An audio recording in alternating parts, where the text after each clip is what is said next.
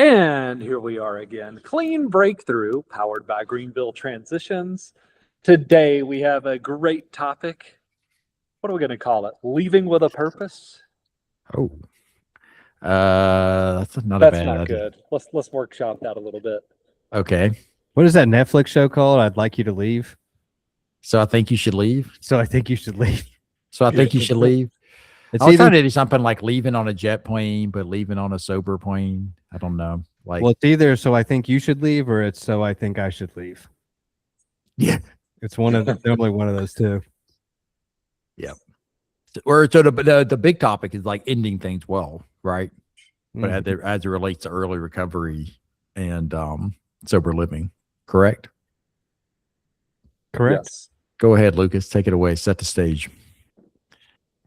I think just a question that I get a lot from parents when our guys specifically at GT get to our step up house is how long do they need to be there? How will we know when they're ready to leave? Are y'all going to tell me when they're ready to leave? Are they going to tell us when they're ready to leave? Just kind of like, how do we know where the next step is? Because in our program, it's like, 30 days in phase 1, 60 days in phase 2, 60 days in phase 3, and then 60 days at the step up house. But then we allow guys to stay longer than those 60 days at the step up house. So then it kind of becomes like a month to month thing of when should they leave? Some guys need more, some guys need less. So there's just a lot to it all, but I think that's what we aim to talk about today is, how to like just the logistics of it, of like how to know whatever, and then B, kind of what Cole got at of how to like navigate that emotionally with those relationships and leaving and old habits dying hard of like, normally when I leave people, I like to burn it to the ground and walk away with the big cinematic action movie explosion, slow-mo in the background. And how do I not do that this time and do something different in sobriety? For sure. Also, like I told you guys earlier, I just got done rewatching the Dark Knight trilogy, and it very much makes me think of the Joker walking out of the hospital with his little detonator, and it like doesn't go off at first, and he's like, wait, turns around, and then the hospital blows up. Yeah, Great. it's more like that than the Michael Bay like perfectly timed cinematic explosion. For sure. Why don't we go into like personal storytelling? Why don't you guys tell us about your when you guys left being in like structured like sober living, like your last time, like being in a place where people were making you stay sober. Well, that's funny you bring that up, Cole, because actually before that, if we're talking about leaving on bad terms, I would like to talk about my first relationships. I would love this. Yes, please. Let's talk about the first girls that I ever dated. Elementary school, middle school romance.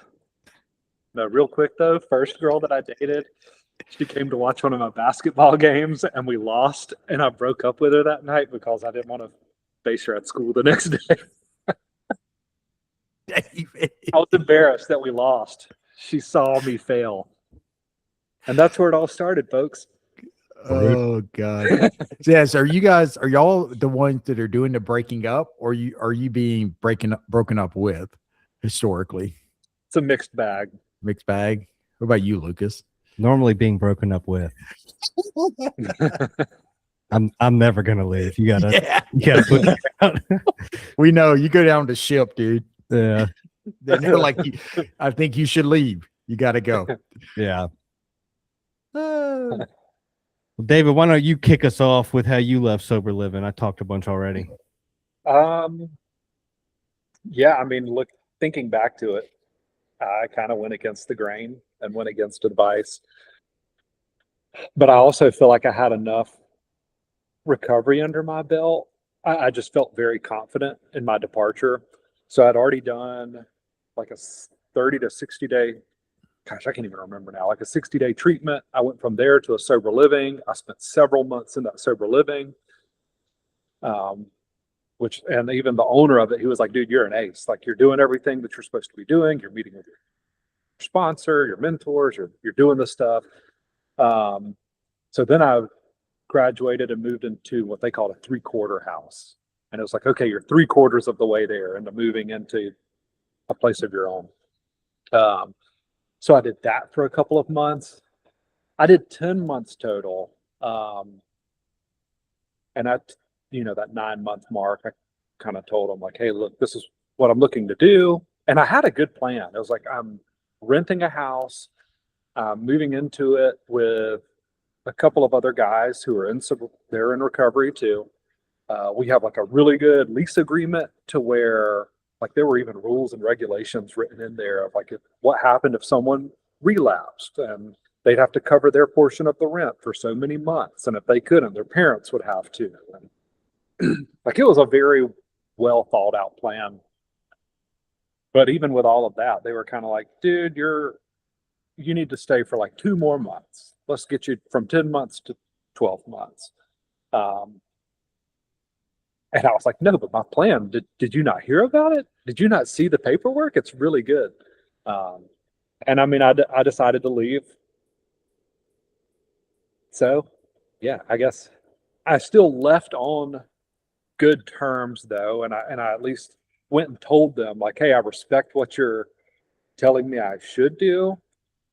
I think a little bit differently. Like, I think it's a solid plan. So this is what I'm going to do. However, I still want to come back. I want to like be involved with the community. I want to like go to meetings with you guys. And I did that.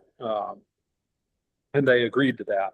I don't know what I would have done if that would have been different. If I would have gone back with my plan and they would have been like, well, no, because you're leaving and you're not following recommendation, like don't come around anymore. Like you're not going to stuff with us. So I don't know. Maybe I would have stayed if that were the case. Yeah, I also wonder too, like if you would have done as well, if you lost that connection, if that tide had been like severed because you're not doing what we say you need to do, you know, like Yeah. that could have been really tough. Yeah. You also Look said at- something like you said something at the beginning of it, like I went against the grain, right? I think it's what you Yeah. said, like didn't follow advice. I do want to point out that is actually very in the grain, not against it. Like, I think that's extremely normal what you just described, because people are coming back online and like have felt like very controlled for a long time and they want to get some control back in their life. So I think going against the grain is like actually super normal. Let's see if it shows up in Lucas's story. Lucas, why don't you go real next? quick, Oh, go ahead. real quick too. I want to add in there that I mean, I feel like I was doing a lot of legwork to prove like I was taking a lot of ownership and responsibility where, I feel like that's what we're looking for in guys that come to Greenville transitions. When parents ask like, well, how will I know when they need to leave the step up house? It's like, oh, you'll know. Like they will be taking ownership. They'll be taking responsibility. They'll be making moves. Like they're going to become more independent from mom and dad and mom and dad's decisions. And like, that's what I was doing. I So, think, but I quick also note. know there's a lot of parents are like scared to death. They're like, are they really ready? You know what I mean? Like, and we may have a better idea because we spend more time with them, and they're just going back to like the last time it was maybe they crashed out or whatever the case is. So I can see like both sides of that. So yeah. Well. Great story, Dave. I went to wilderness treatment. I went to that wilderness treatment, sober living. I stalled out there because I wouldn't get a job for a long time. I fought getting a job. And so I think I kind of burned through a portion of my parents' budget to where they couldn't do that anymore. So I did leave that sober living on good terms, but not having like graduated. Like, I don't think I got through all the phases and did all the stuff. And if I did, maybe it was like kind of fast tracked. So I did that. And then I went to a different halfway house in the area that was like more like pay as you go. And because I'd already done sober living, I only had to do like a month there and then go to their like 3/4 house, kind of what's like our step up house. And I got with some pretty solid guys over there, did that for a while. There was a guy that I'd kind of gone through most of the whole journey with, and him and I were planning on moving out together. And I think everybody in my life was kind of fine, like time wise, with like what I'd done. And then it was kind of time to move out. I definitely tried to do the like, I was kind of waiting around of like, hey, mom and dad, y'all want to like pay for me to get out type deal. And they held pretty good boundaries on me so that that wouldn't be an option. But anyway, so this guy I was going to move out with kind of last minute, he was like, and no fault to him, but he was like, I got a really good opportunity to just like rent a room with someone who already has a place, and I think I'm going to take it. And I had such a hard time pivoting with my expectations because I was already in the mode of like, I'm moving out, that to go back to kind of square one, I got into this like panic state of just like looking for the next quickest thing that I could do. And lo and behold, I was in like maybe at that point, like I want to say like month or two romantic relationship with someone who was also in recovery, and was like, hey, this seems like the perfect person to move out with. And that a lot of people in my life were like, that's not a good idea. You should not do that. Like that was universal. I don't think anyone in my life co-signed that, but I did it anyways. And it didn't go well for all the reasons that people tell you not to do that stuff without getting into it. But I got through it. One funny thing as far as like relationships go is that when I left the sober living, the one that David worked at, and some other guys that I knew, Will and Zach, that worked there that I became close with, when I left there and went to the other halfway house in the area, every single day that I would get off of work, I think Monday, Wednesday, Fridays, we had to go to an office there and take a drug test. I would take that drug test and then I'd immediately go back to my first sober living. And I would stay there like right up until exactly how much time it took me to drive home to then make it back for curfew. So for like months, I would just go back and visit that initial sober living for like all of my free time. And half of that was that I liked those guys and I liked hanging out with them. And the other half was just like fear of plugging in with this new sober living and new people. And I just wanted the familiarity and the peace of like the guys that I already knew over there. And I was not going back to meet new guys and pass it on and hang out with new guys coming into the program. I was going there exclusively to hang out with like the coaches that I liked. So I just don't mean that to sound like it's like wholly a positive thing, because a lot of that was fear driven. But I think that's about it.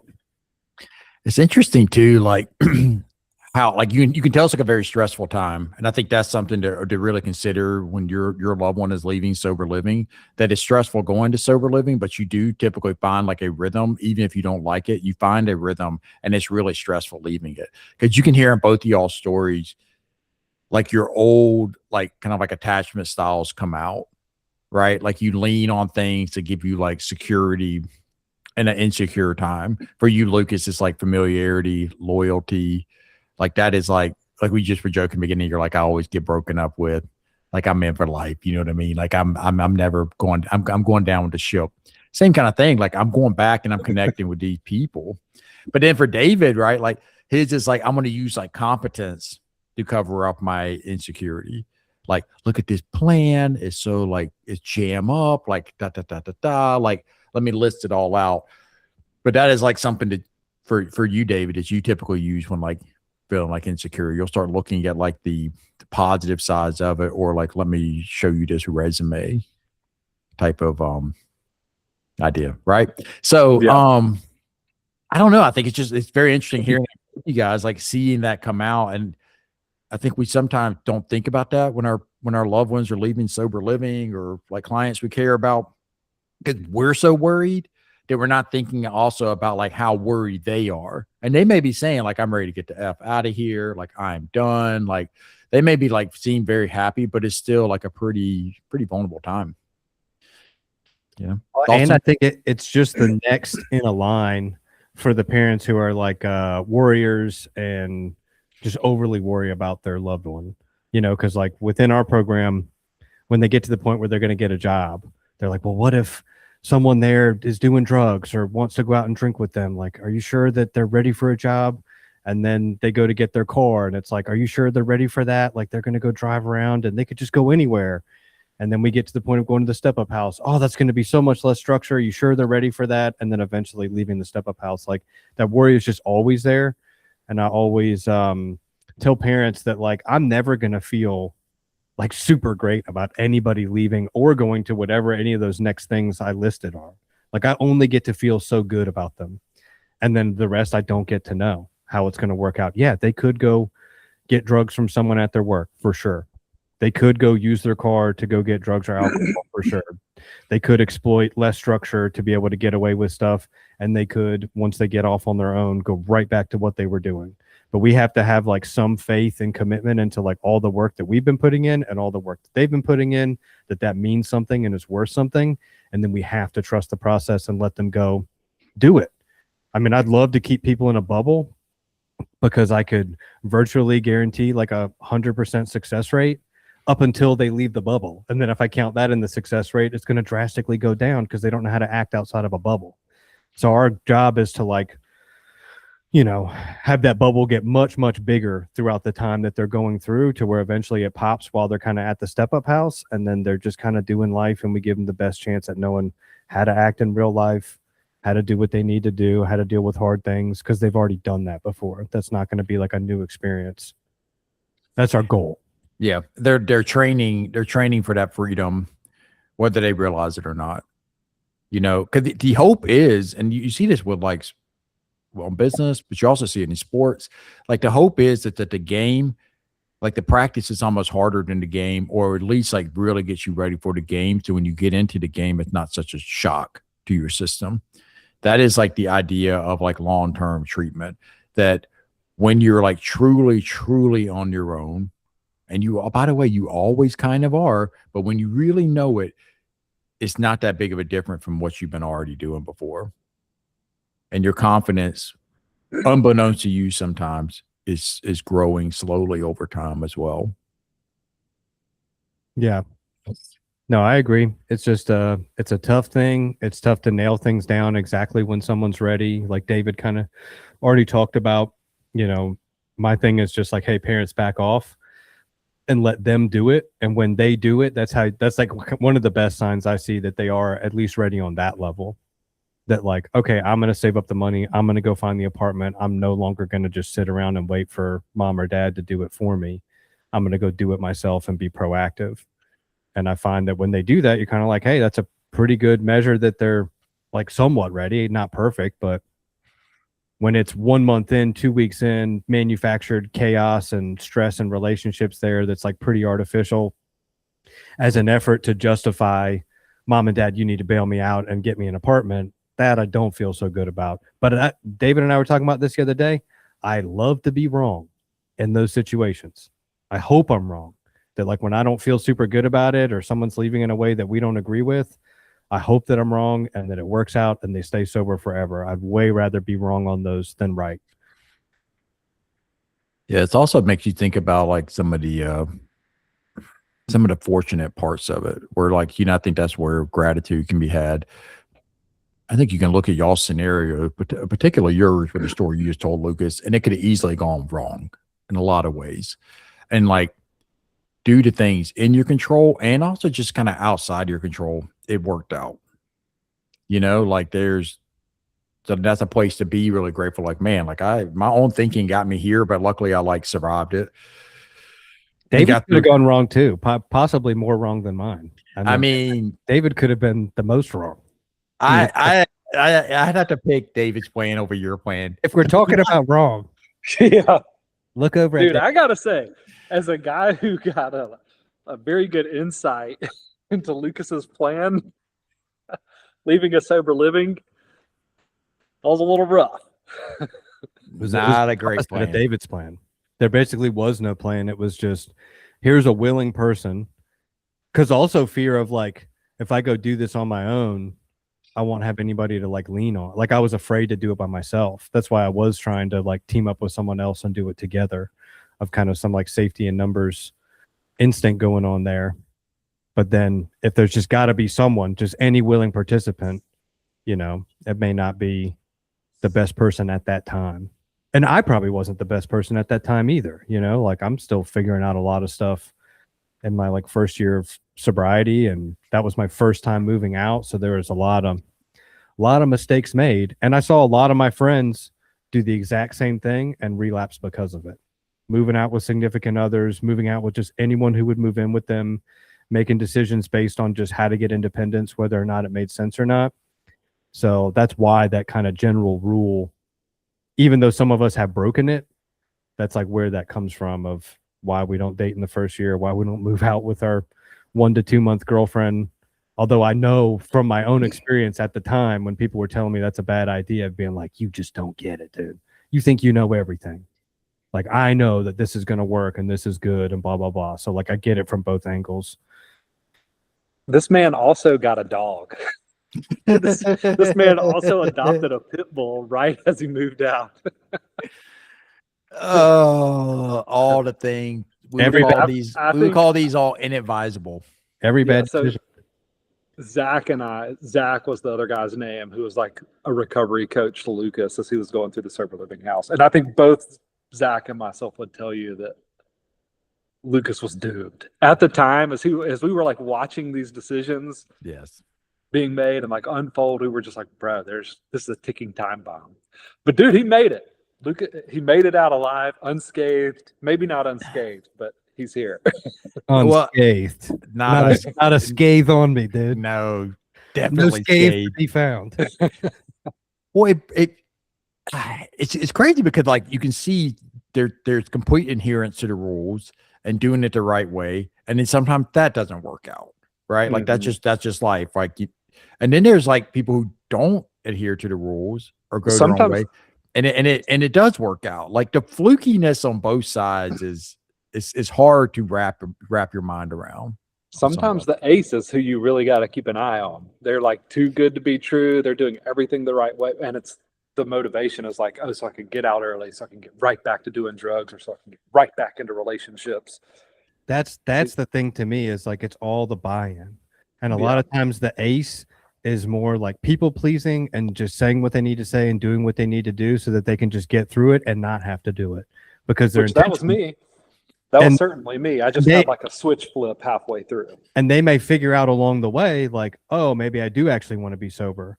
And then you Yeah. have like super resistant guy like me that's like bucking all the rules, everything like that. And people are like, he's not going to make it.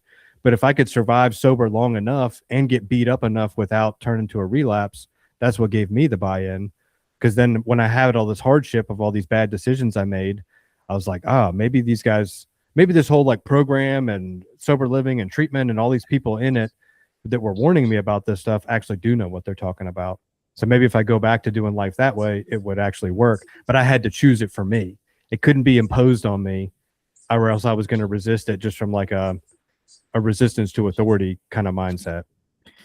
Yeah, this is what I mean. This goes to show you that, like, you never know when that switch is going to flip for someone. And when parents come in and they're like, "Oh, well, like they've got to want it," we're not going to do this because they're not ready yet. It's like they don't have to be ready. Like you never know. As long as you can get them in the healthy environment, you never know when they're going to shift to want to stay in that healthy environment. Well, plans are, they're only useful to a certain extent. Even a plan to like go back to use. Like we know people who have like had that thought. They're like, I'm going to definitely just like biding my time and like I'm going to go back to using. And then lo and behold, they're sober today. Like plans change. And so I think there is a false sense of security when hearing somebody plan and like giving it the seal of approval. Like that's just the reality of it. Like I may hear the most perfect plan and like think they got it like figured out, but there's just things that I cannot be aware of. There's things even that person may not be aware of, to like when that moment comes, like will they do the right thing for them and their sobriety, or they like go back to like not being vulnerable, using, numbing, avoiding. It's really like hard to know. Because you also think about it too, like there are people who get sober in like what we would call like really like tough circumstances, and then we see people who have like really nice circumstances don't stay sober.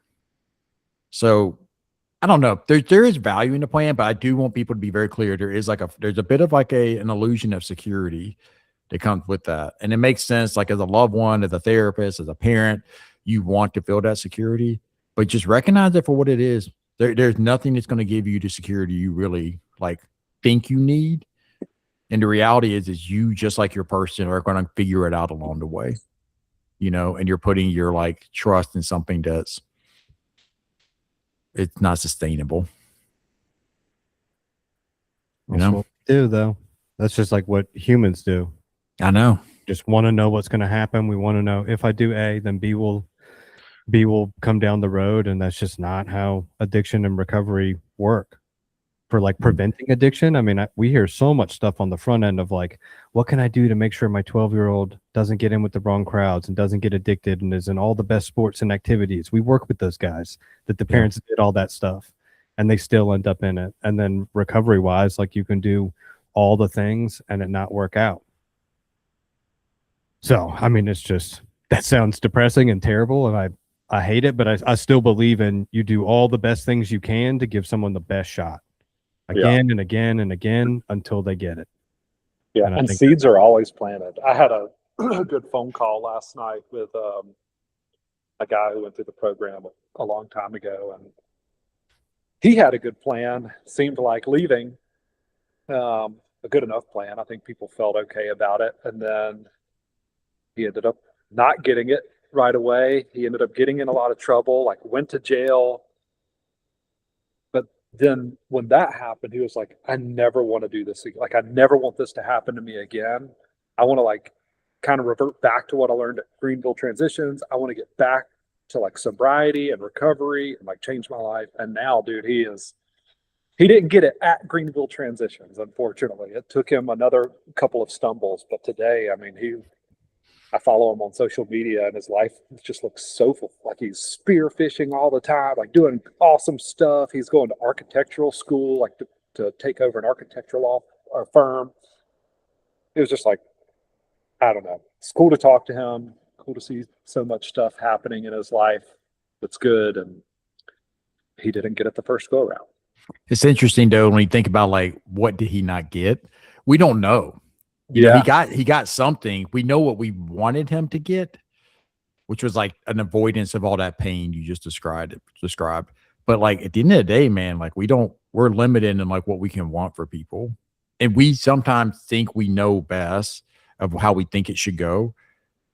But like, and this gets into more like spirituality, higher power kind of stuff. Like, but there's just things beyond like what we understand.